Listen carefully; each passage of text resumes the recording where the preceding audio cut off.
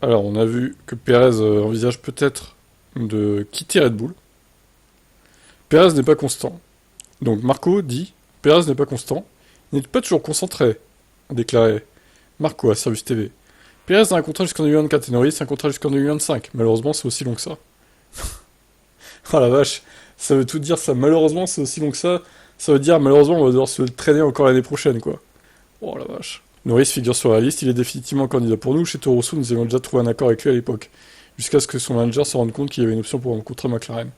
En termes de jeunesse et de vitesse, il nous conviendrait très bien. Sergio, quant à lui, a déjà plus de 30 ans et a son quatrième enfant. Il a donc aussi d'autres intérêts. Alors il faut voir ce qui va se passer ensuite.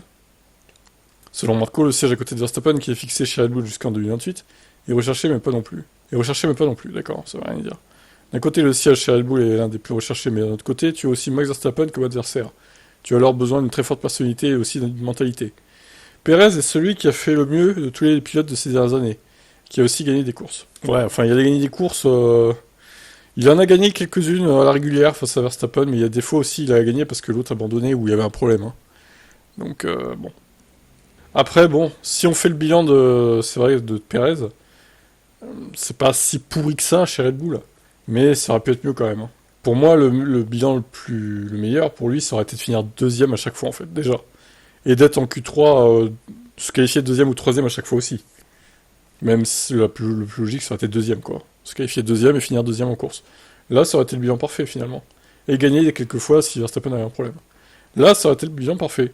Mais on en est loin, hein. On en est loin, clairement. Bon, bah, à voir ce qu'ils vont se décider, hein, chez Red Bull. Moi, je pense qu'il peut peut-être y avoir une surprise, finalement. Faut voir comment ça va se passer ces dernières courses pour Perez.